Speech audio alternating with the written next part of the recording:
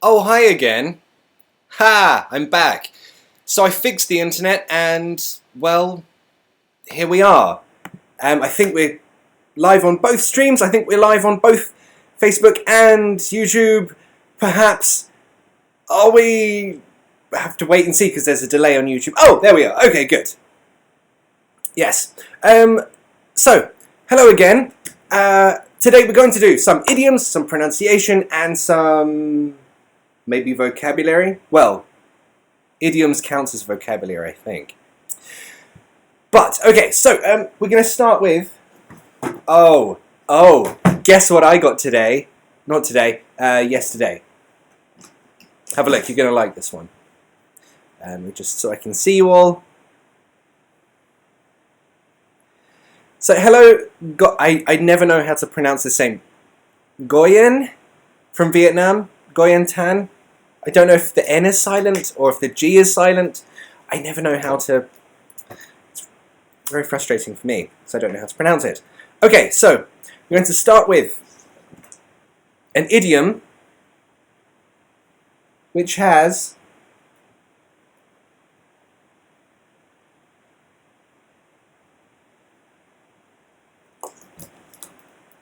a fish. So, can you tell me any fishy idioms that you can think of?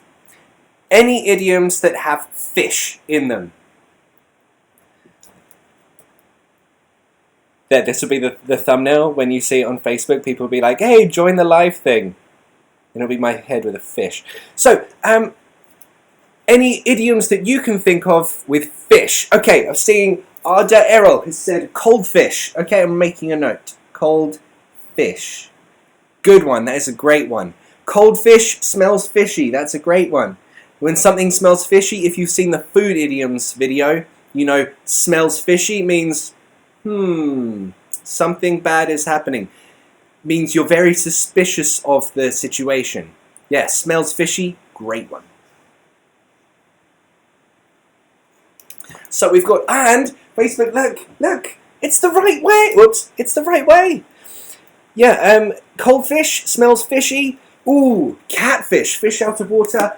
Fish and chips. Delicious food, not an idiom, unfortunately. What was it? Fish out of water. Out of water. Great. So yes, Winnie223 said fish out of water, thank you very much. Okay, Juliana said catfish. Catfish. Wow, that needs some explaining. But catfish is a good one. Be silent as a fish. Ina says be silent as a fish? I've never heard of that. Maybe we could invent a new idiom. Silent as a fish. I mean, fishes are silent. But then you don't go underwater. Maybe if you could hear underwater, maybe fishes are screaming all the time because they're confused. I don't know. Have big fish to fry. That's a good one. But yes, Sophie says the sea is full of fish or something like that. Sophie, it's very close to that. But the correct idiom is...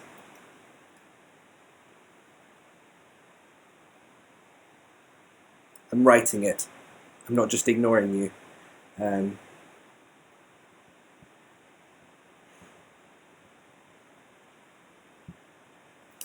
This one. Whoa, there we are. You mean this one. There are plenty more fish in the sea. So we've had, we've got 5 idioms so far. Okay, we'll start with these 5 and then we'll build from there. Whoa. Right, so YouTube can see as well. There are plenty more fish in the sea.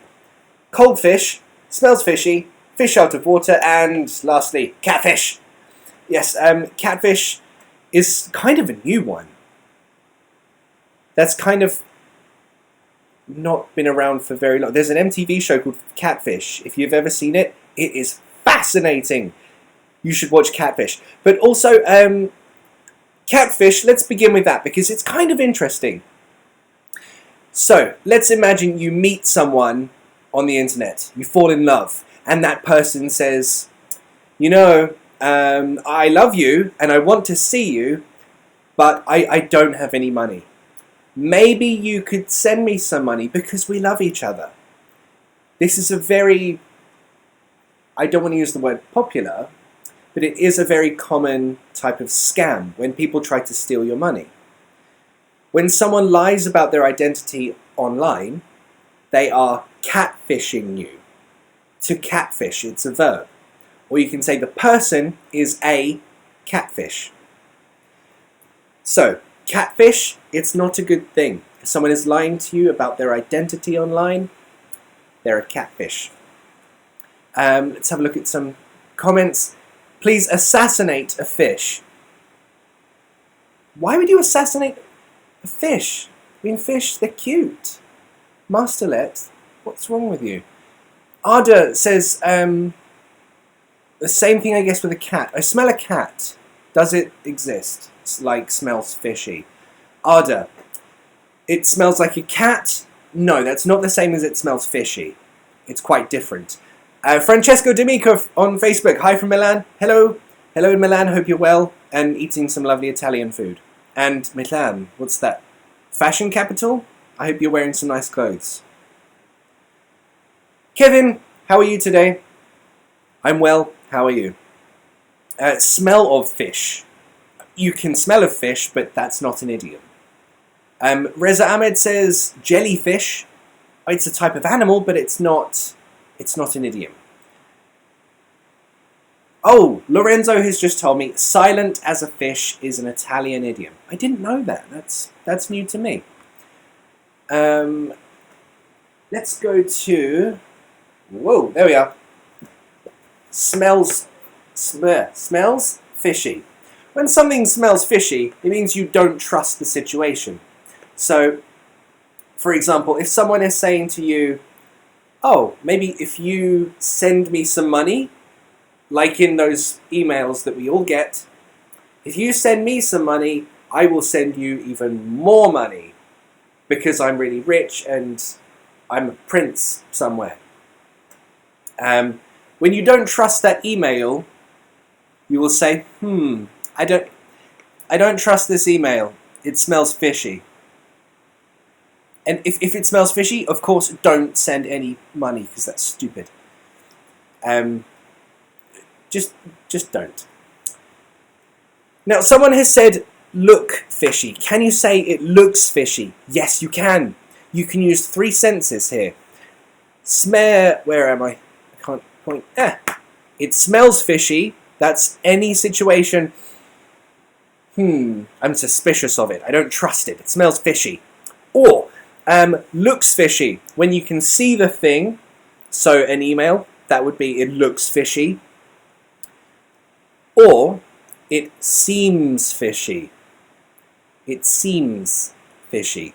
So, looks fishy, smells fishy, and seems fishy. You can say all of those. On Facebook, Hadja, hello! Buy the fish in the water. Buy the fish in the water. In England, we don't have that. I can't even see what it means. Hey, Manier, hello. Let's go back. Yes, I'm seeing more. Like shooting fish in the barrel.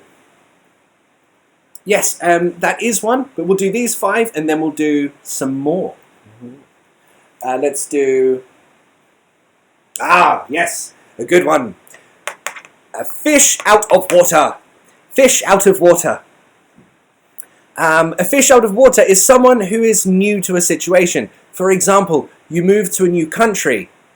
You're a fish out of water. I recently came to New York. I'm here for a few months. And I don't know the area. I don't know the people. I don't know much. So I am a fish out of water. So if you want to say, I'm sorry, I don't know the situation here. I don't know how to be. I'm a fish out of water. I'm new here. I'm a baby. Diane says, hello, it's 12 at night in the Philippines. Hi, why aren't you asleep? You should be asleep. It must be very, sleepy. There. Thanks for all the fish. Thanks for all the fish. I like that one. Hadja says we have the idiom, we can't say, oh, we say, I can't buy the fish in the water. Oh, okay. Fish for compliments. That's a good one. Fish for compliments. Okay, for example, to fish for a compliment. One of my favourite idioms. May, you came back. You're awesome. You write awesome comments, May. Don't leave. When you fish for compliments, I'll give you an example. If I write a post on Facebook and I say, oh, you know, I'm feeling very ugly today. Please someone respond to my comment. I'm feeling very ugly today.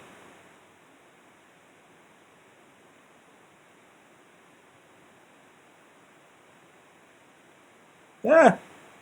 And then you see in the comments, people are writing, oh, you don't look ugly, you're very pretty, you're very beautiful. You know, you are just the best looking person on earth. Then you can say that person is fishing for compliments. Is that Anna? Is that Anna on Facebook? I can't see. Yes. So, perfect example. I've said, oh, you know, I feel really ugly today. I feel so unattractive and no one loves me. And I cry. What am I expecting in the comments? I'm expecting, you're not ugly. No, you look great. No, you're just brilliant. Then I am fishing for compliments. Maybe you say that the same in your language. I don't know. Could be interesting. Yes, no, you're gorgeous. You're fantastic. Exactly. Although I have the best fans and people are saying, you're not ugly. You're more than ugly. I love you guys. You're the best ever. A hot fish. Wow. Waylim says you're a hot fish. I don't know if that's not an idiom, but we should use that. A hot fish? It's amazing.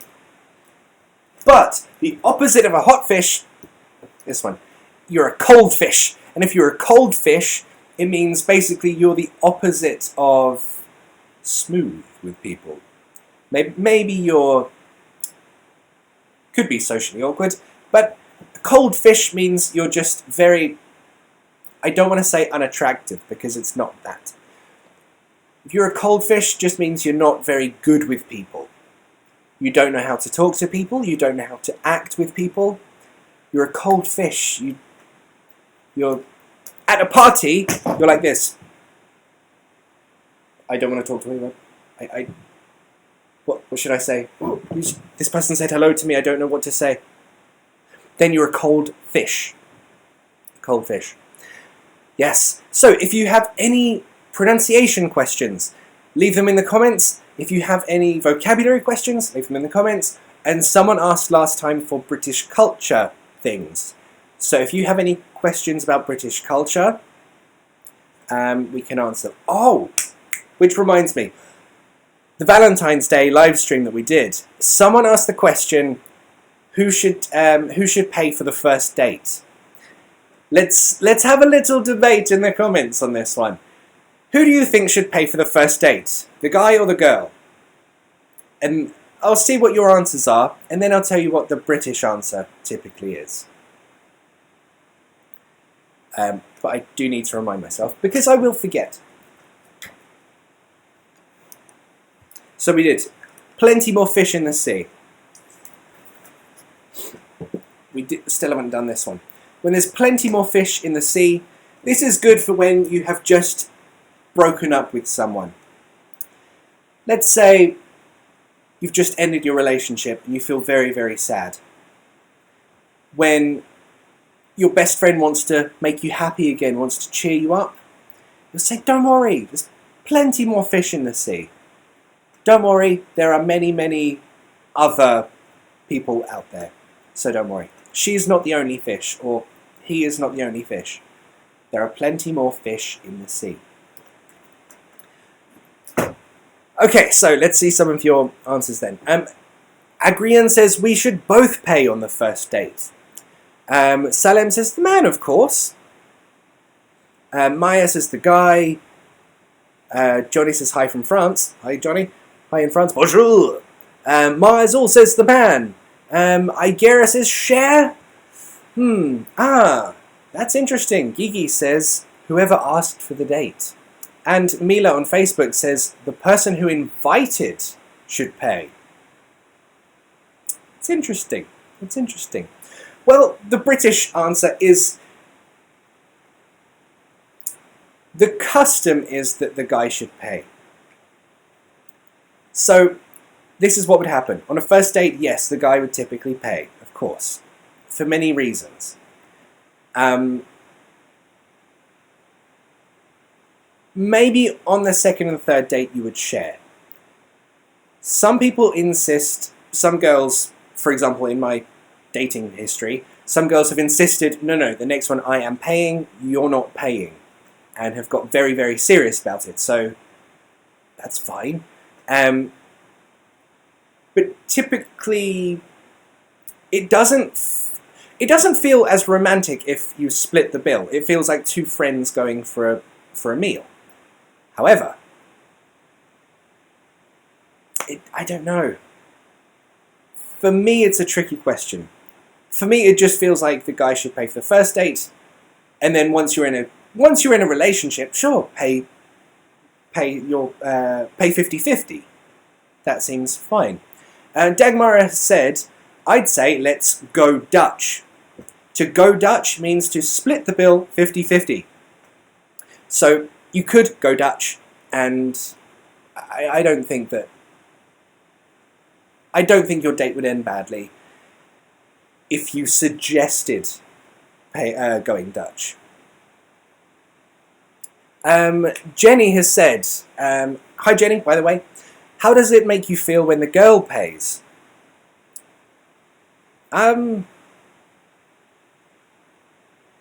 Okay, it doesn't feel, it shouldn't feel strange, but it does. Put it this way, it's kind of like, you know, if we're all equal, it shouldn't feel strange whoever pays. But for me, it's more like, even when I go with my friends to eat, I will still offer to pay because, I don't know, it feels nice to do something for another person, regardless whether they're a friend or a date. And if you are on a date, then it feels more proper to pay. Maybe that's a bit old-fashioned, I don't know. Deja has said, what are the common topics on a first date in England, I imagine? Okay, so this is an interesting question because this defines British culture, and it's so weird. You know, when I find myself in a conversation with someone new, anyone new, regardless if it's a friend, a date, someone I've just met, this is how the conversation will go. Hi, how are you doing? Yeah, no, I'm really good. Yeah, how are you? Yeah, good. Oh, it's really hot outside. Or, oh my God, have you seen the rain? I try not to because I'm British and I know we have this stereotype. I try not to talk about the weather. Yes, Deja. The weather is what we always first talk about. Why the weather? Why do British people talk about the weather? It's actually really obvious because the weather is very inoffensive. You're not giving any opinions politically or religiously. You're just saying, oh, it's sunny, or oh, it's rainy. Something we can all agree on.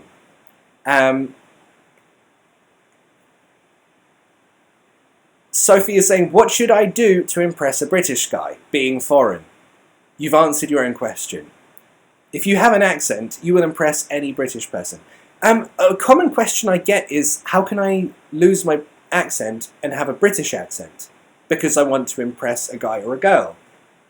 Why would you do that? We can all agree, and correct me if you think I'm wrong, if this is different for you, but an accent is sexy. Doesn't matter. It doesn't matter on the person.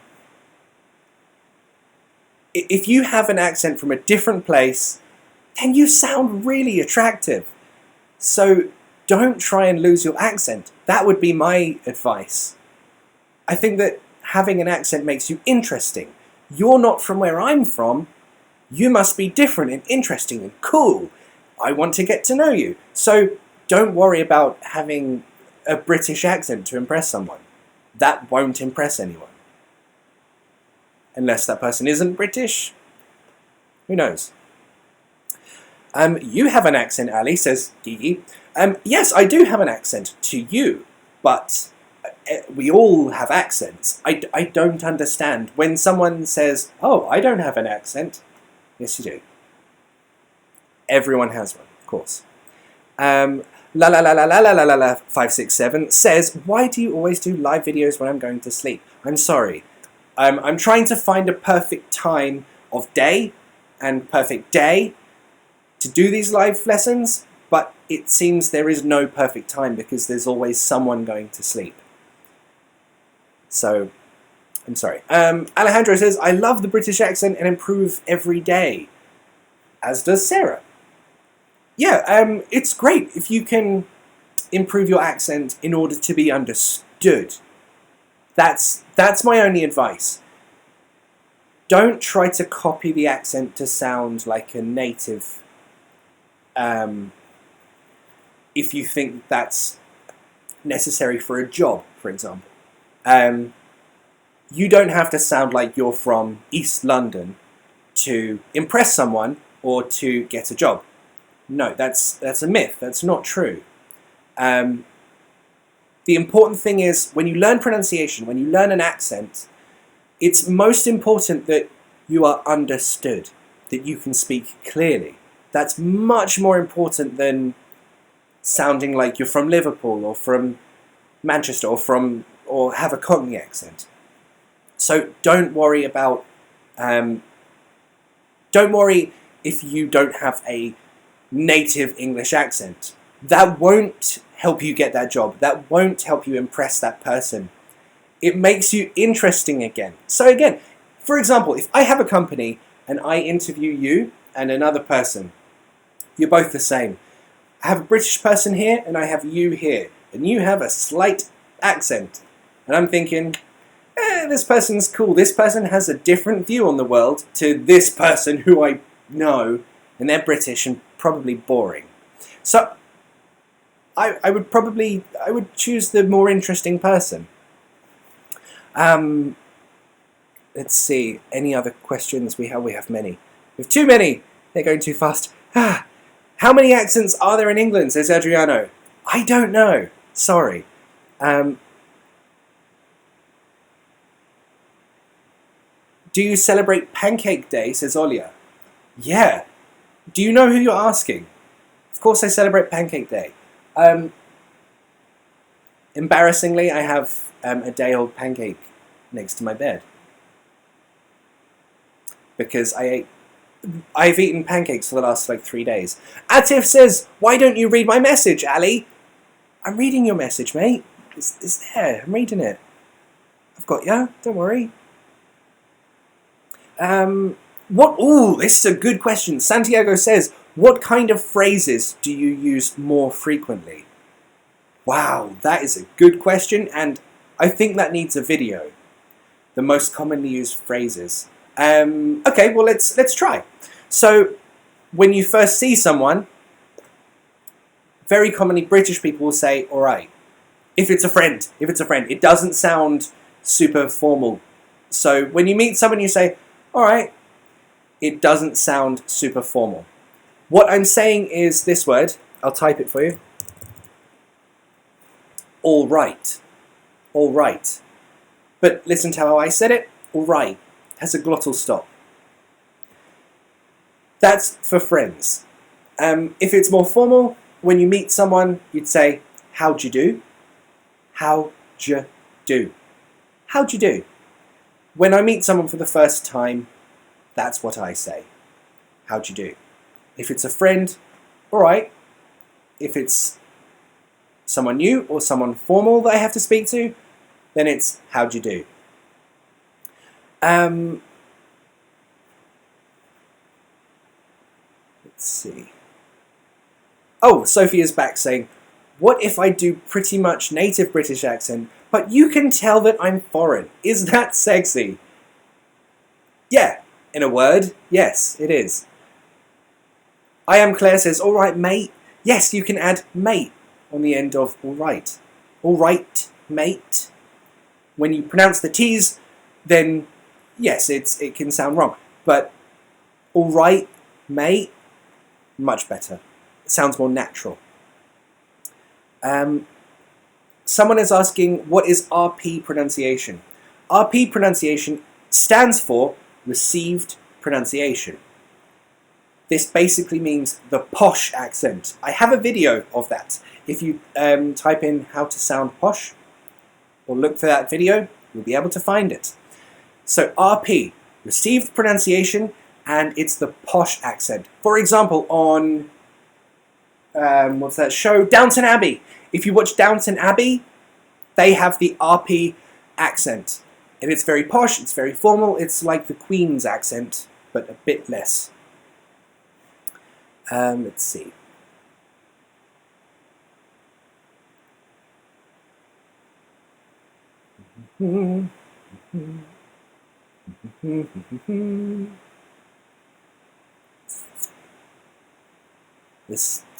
I'm sorry for the delay, there are so many questions and I'm trying to read them all. Tabet says, in which region do we speak with a Cockney accent? Good question. I get this a lot. The Cockney accent originated in East London. It was originally, supposedly, within the sound of the Bow Bells. Obviously, you can't scientifically prove that, but Cockney just meant the East End of London and the lower classes. However, big aspects of the Cockney accent have spread all throughout England to small towns near to London and far from London. So it's not just an East London accent now. It's very widespread. However, don't try to have Cockney accent as your main British accent, because it doesn't sound formal.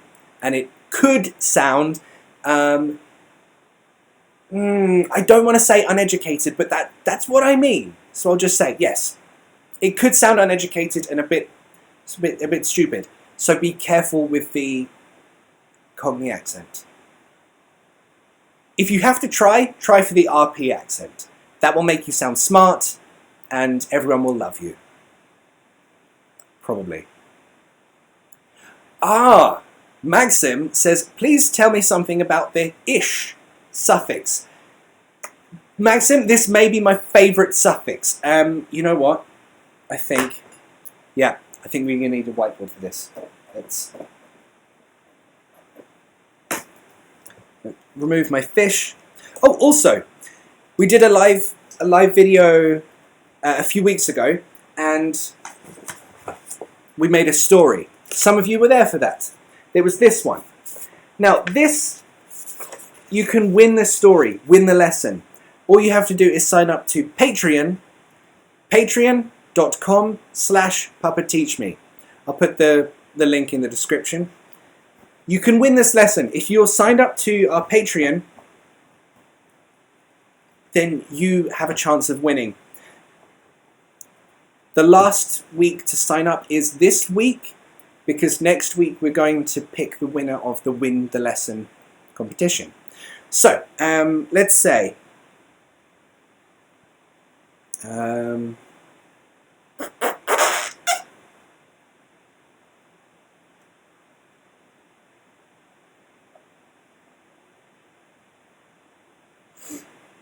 say this.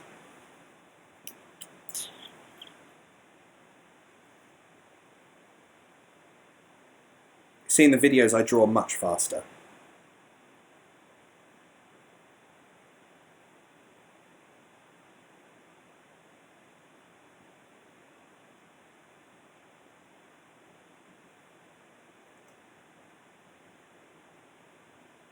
I'm drawing right now, I'm not just ignoring you reading a book.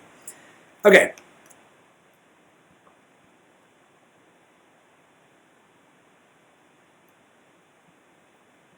There we go, finally we got there. Okay, so, this situation, just making sure you all can see it, she is looking at this guy, and she wants to say, well, you know, he's not beautiful, I mean, he's handsome, eh. She can add a very interesting suffix to this word, to any adjective. Notice that this is an adjective. So she can add something here to change the meaning. And it's really interesting. Have a look. She can add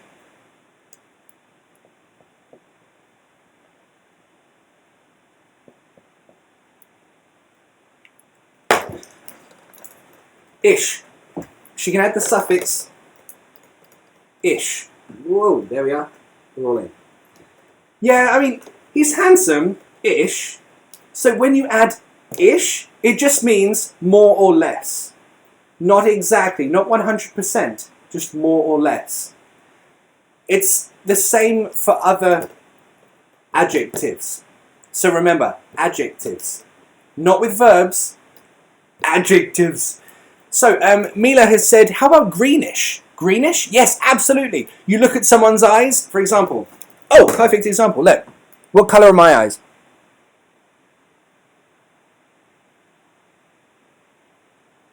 I mean, they're kind of green, right? They're not exactly green. They're not exactly, I don't know what other colour they are. But they're green-ish. They're green-ish.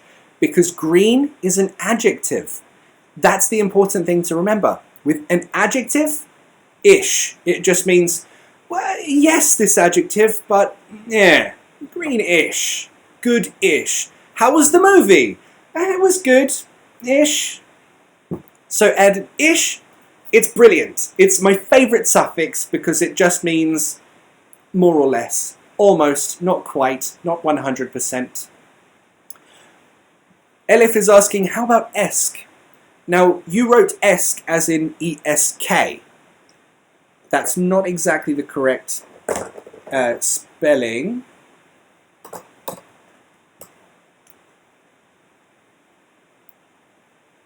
Let's see if I can... Right, mirrored. Oh, God. Oh, dear. Oh, this is awkward. Ah! That would be the correct spelling. Esque. No. Okay. The meaning is not exactly the same as esque. So when you say oh dear, there we go. Something esque, you're not saying, oh, it's kind of this. No. Esque means in the style of something. So if you go to a house or a restaurant and the style is like Roman style, Italian style, like ancient Rome, you would say, oh, it's Romanesque, in the style of Romanesque. I don't know where this voice has come from. But yes, esque means in the style of. So elif, not E-S-K, but E-S, oh dear, E-S-Q-U-E. So it just means in the style of. For those of you just joining us, we did a few fishy idioms, and now we're answering a few questions. So if you have your questions, ask them in the comments on Facebook or the live chat on YouTube. Okay, Igera says Arab-esque. Exactly, in the style of Arabic things. Jenny. I want to say you're from Venezuela, Jenny. You're cool, though. You're cool. Jenny, picturesque. Can we say picturesque? Yes, absolutely. If you want to say, wow, the scenery, it's like a picture. It's in the style, it's like a postcard. It's a beautiful painting. It's picturesque. Yes, picturesque is a great word. Shivam says, which accent did you say is good or bad or sounds professional? That's a very interesting and important question. Yes, you should be going for an RP accent. RP accent sounds professional. It sounds good. You won't have any problems. Yerushev said Statham-esque. Yes, you could say I have my hairstyle is Statham-esque. That's a very good word, Yerushev. Good job. Let's see. Can we say style-esque? Not exactly. Because remember, esque means in the style of. So we can't say in the style of style. It makes my brain explode. Monica says Kafka-esque. Exactly, like Kafka. So you want to say it's in the style of this, you say this-esque. So we've got two very cool suffixes. Ish and esque. Ish and esque. I want you to give me an example with ish. Think of any example with ish. We'll do another suffix while I'm waiting for an answer. Is my red or blue? Let's do. Ooh.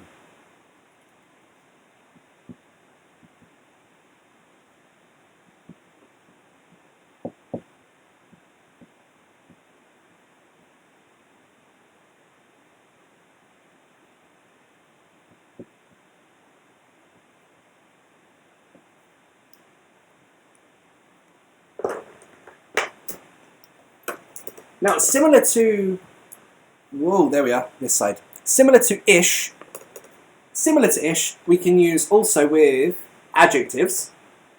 So we could say, he could say when he's drinking, he could say, oh, this drink, it tastes orange-ish. That's possible. It tastes orange-ish, but we wouldn't usually say it that way. We would say it differently. We would say,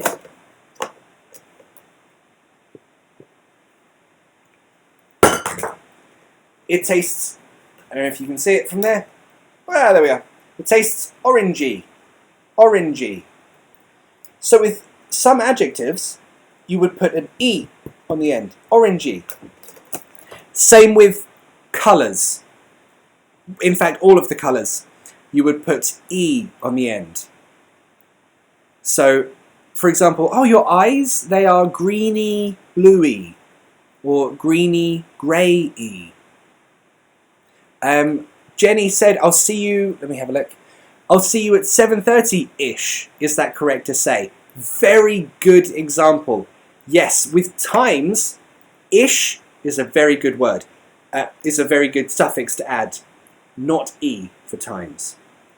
E is more for colours. Oh,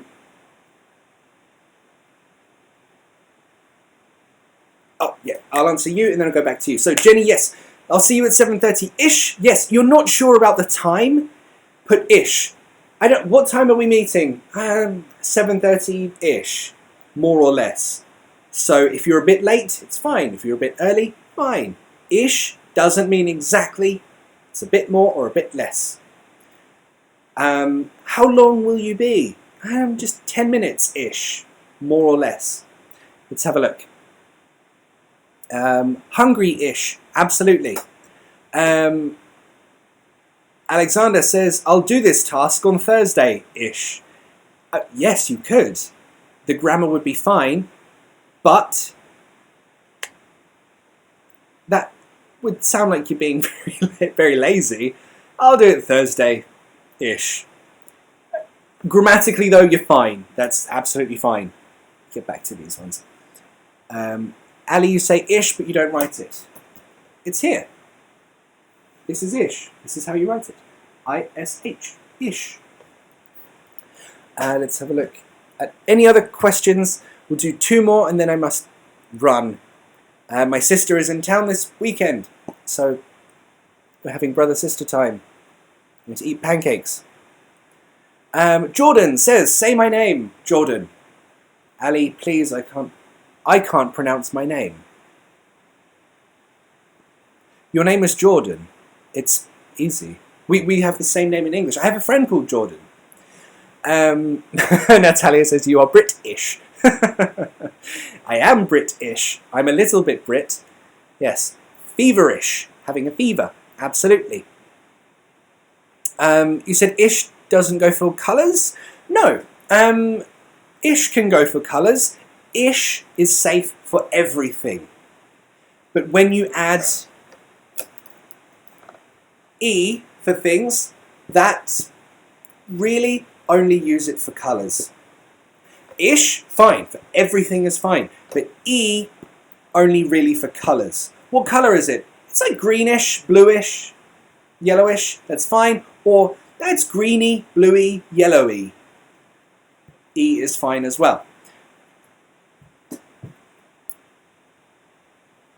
That Sir Luca says that painting behind you is rubbish. I didn't paint it. It's fine. Thirsty-ish. Yes. Do you want a drink? Yeah, I'm thirsty-ish. I don't need a drink right now, but maybe later. Andre says, say hello to Brazil. Hello, Brazil! Lovely to see you. Giovanni, you do not read my comments. Hi from Colombia. Hola, Colombia. ¿Cómo estás? ¿Cómo están? Haven't spoken Spanish in so long. Jovic says, whereabouts in London are you from? All over, really. I was born in northwest London, but then I grew up a little bit outside London. And then when I started working, I lived near Paddington, if you know where Paddington is. It's where the bear lives.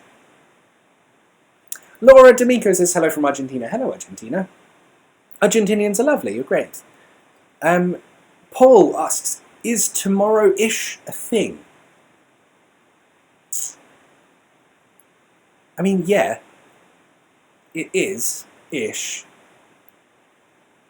Yes, I mean, okay, well, let me put this in context. Remember that ish means more or less, but not exactly. So if I say to you, when will I see you again?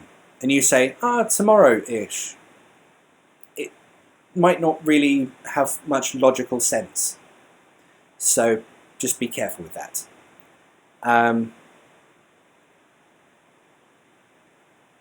Hello to Greece. Paul says, I should say hello to Greece. And yes, absolutely. Hello, Greece. Someone is asking, what do you like of being from the UK? I love the awkwardness of British people. We're very, very awkward. No other place in the world I've found so far has had the really awkward British way of talking to you, way of interacting with you. We are very shy people. Many people think that, I'm going to bust a myth here.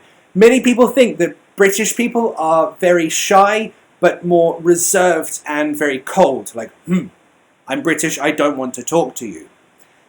This is a misunderstanding. Remember when you were young and your mum told you, why are you afraid of spiders? That spider is more afraid of you than you are of the spider. Well, the same is true of British people. British people are terribly shy and terribly afraid that we are using your time. We don't want to feel like we are imposing on your time, on your space, on what you're doing. So if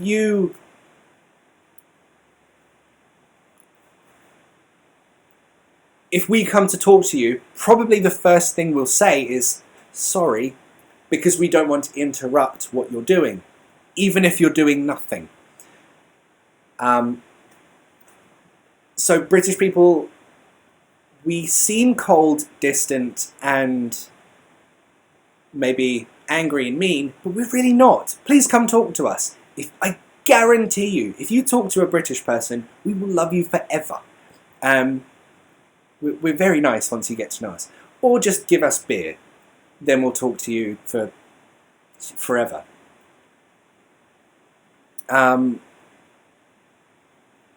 Do I prefer New York or London? Yes, for some of you who don't know, I'm in New York right now. I'm here for a few months. I'm filming a lot of stuff for YouTube. Some huge, huge videos are coming soon.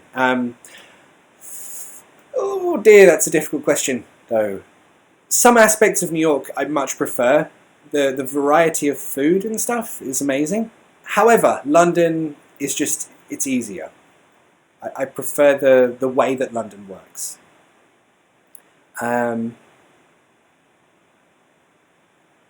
What's your best advice for moving to London? Ooh, I get this question a lot. Yeah, advice for moving to London. If you're moving to London, well, it depends firstly where you're from. If you're from within the EU, for now, then it's easy. But let's imagine you're not talking about visa and job stuff. Best advice for moving to London. Best area to move to. Ideally, North London. It's lovely and that's where the celebrities live. However, South London offers cheaper places and it's not bad. There aren't really any bad areas of London now. So you're safe wherever you go, I think. Maybe I should do a video on moving to London. That could be interesting, I think. Can I say, Zendrix says, can I say it is kind of greenish? Yes, you can say it's kind of greenish. Jessica says, I'm living here for a year now and I have never dated an English girl. Don't you have Tinder? It's a thing. Get Tinder on your phone right now. No, Bumble. Bumble's less creepy. Tinder's kind of creepy now. Get Bumble. It works better. Dating tip. There's an app called Bumble, and if you match, the girl has to message first, so it's not creepy. And, you know, girls don't get creepy messages. Well, you could still get creepy messages, but it's just better than Tinder, I think.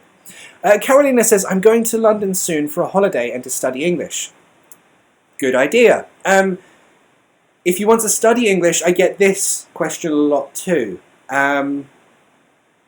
If you're going to study English in London, I need to make a video because there are many ways of looking at this.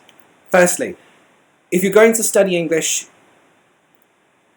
please keep in mind that sometimes a private English teacher will be cheaper than a class in a school, depending on the school. And a lot of people do come to London with a lot of money. Have a look at how much a private teacher costs and how much each lesson of your language course costs. Trust me, sometimes it's cheaper. Also, the type of school is also a very important question. The type of school for learning English, there's the Callan method. I mean, I have my own opinions about that, but no. Or there's just regular English classes. That's what you should go for. Why? Because you meet a lot of new people and they usually they encourage a lot of debate, discussion, and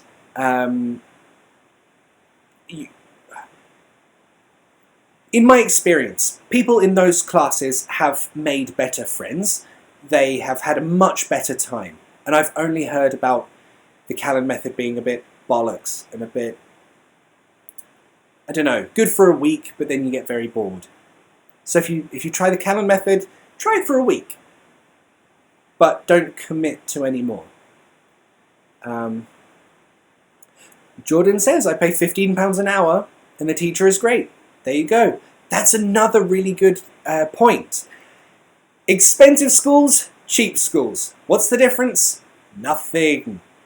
I have worked in expensive schools. I've worked in cheap schools. There is no difference. So don't think, oh, I have to spend lots of money on an expensive English school.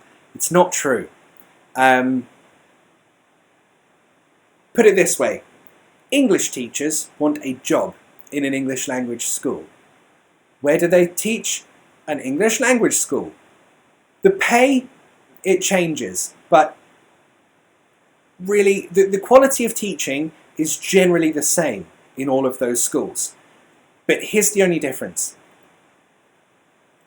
I'll give you an example. In any school, you'll have the very serious teacher who focuses a lot on grammar and really makes sure everything is perfectly written and everything is perfectly correct, 100%, no mistakes. Some students love this teacher. Some students think, this teacher is so boring, I hate this guy. So, and that's fine. Everyone has a preference, but there's this other teacher who maybe encourages speaking more in the class and allows you to make more mistakes in order to improve fluency in the class, which is important. And again, some people love this teacher, Some people think, oh my God, this teacher sucks, I hate them. So it really depends. It really depends on you as a student. You might learn, you might find a teacher that you really love, and this other person in your class hates them, or vice versa. It really depends.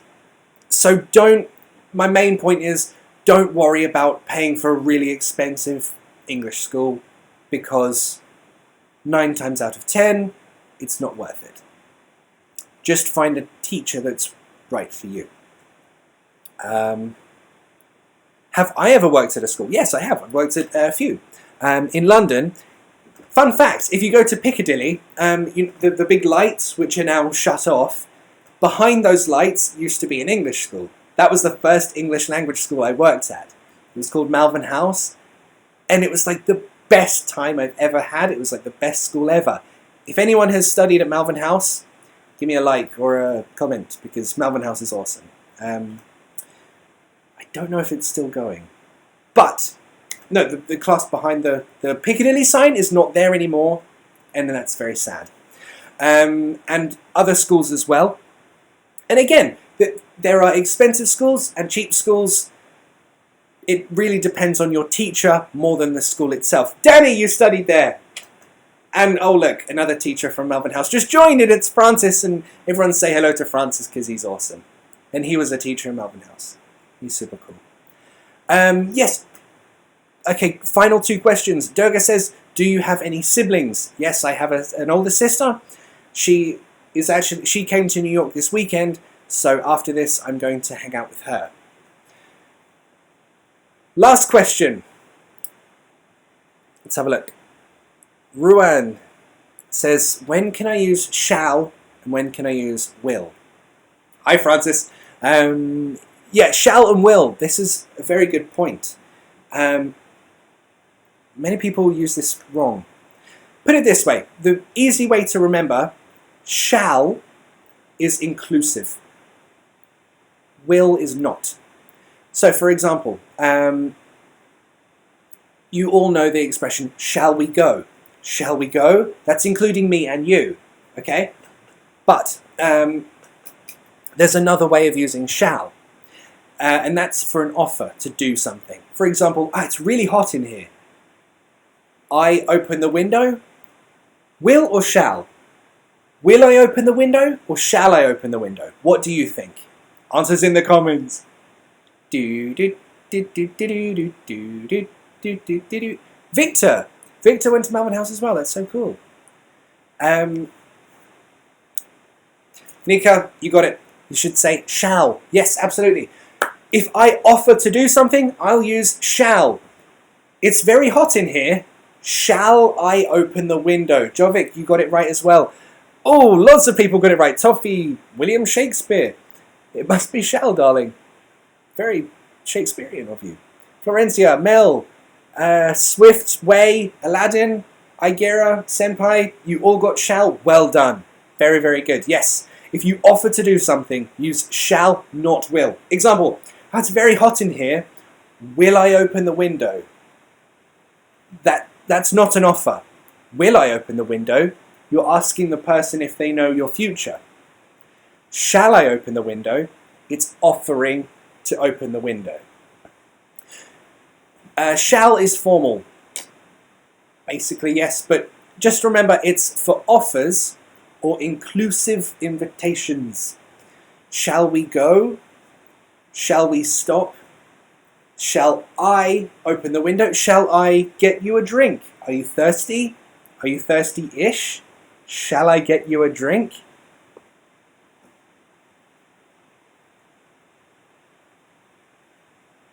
Okay, we'll do one more question, and then I must go.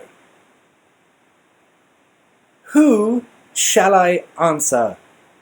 There are many questions, and I have to only pick one.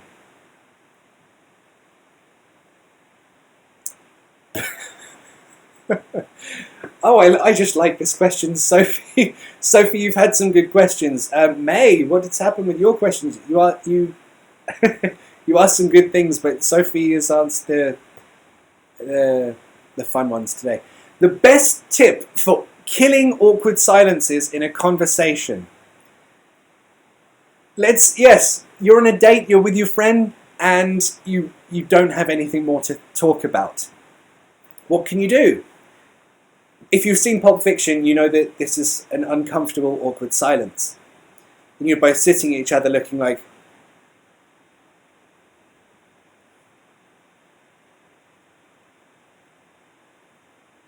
and you don't know what to talk about, you don't know what to do. What do you do in this situation? Me personally, I tell an inappropriate joke. I will say something like, so how much do you weigh? Or something that's very inappropriate to break the silence, to break the mood, to break the tension. Because when it's a silence, you're either trying to impress the other person by thinking of something impressive to say. You haven't run out of ideas for things to talk about. There are infinite options for things to talk about. Ruan says, oh no, Nandish said, kiss him or her. If you feel the date's going well, sure, why not? But that might be, I don't know if I I don't know if that would be wise. Shall we drink something? A good sentence, a good thing to say, and yes, I agree with you. We should go drink something. Okay, so I'll see you all next Sunday, the same time. I apologise for earlier. My internet was being crazy. Have a lovely week. Have a lovely rest of your Sunday, and I'll see you next week. I love you all. You're awesome nerds. Remember to use that symbol when you are talking to me, because then I know you're talking to me, and it's awesome. So, have a lovely day. I'll see you guys next time.